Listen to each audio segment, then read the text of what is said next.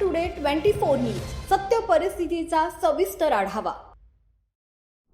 अकोला जिल्ह्यातील सर्व शासकीय, निमशासकीय, शैक्षणिक आणि खासगी आस्थापनांमध्ये पॉश कायद्याअंतर्गत तक्रार निवारण समित्यांची स्थापना एका महिन्यात पूर्ण करावी असे निर्देश राष्ट्रीय महिला आयोगाच्या अध्यक्ष विजया रहाटकर यांनी दिलेत।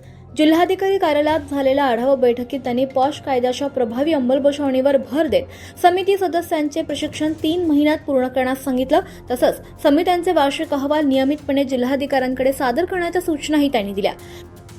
यानंतर विजया रहाटकर यांनी जिल्हा स्त्री रुग्णालयातील वन स्टॉप सेंटरला भेट देऊन तेथील सुविधा, कामकाज आणि नोंदवहीची पाहणी केली आणि कर्मचाऱ्यांशी संवादही साधला। त्यांना आत्मविश्वास देणारी आहे, त्यांना पायावर उभी करणारी आहे। अशा वेळेला त्या महिलांना कायद्याची माहिती असणं सुद्धा तेवढीच गरजेची गोष्ट आहे। ते आपण देऊ शकतो का? त्या वेळेला सरकारी पण जी खरेदी आहे त्याचा फायदा त्या महिलांना मिळू शकेल। त्यामुळे हे करणं आता मला फार महत्त्वाचं वाटतंय। आपण त्यांना जेमचं रजिस्ट्रेशन दिलं पाहिजे, ते खूप महत्त्वाचं आहे। तिसरा माझा महत्त्वाचा खूप मुद्दा जो आहे तो माझा मुद्दा पॉशबद्दलचा आहे।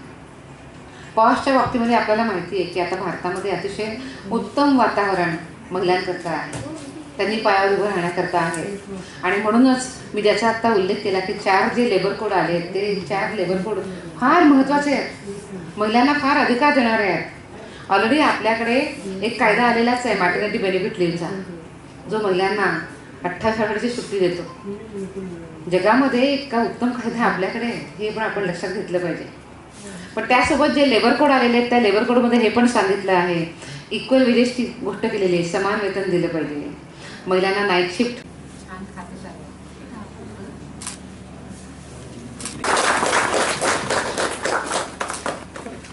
महाराष्ट्र टुडे मराठीसाठी ब्युरो रिपोर्ट संजय दास, अकोला। आजच महाराष्ट्र टुडे 24 न्यूजला सबस्क्राईब करा आणि सत्य परिस्थितीचा सविस्तर आढावा पहा।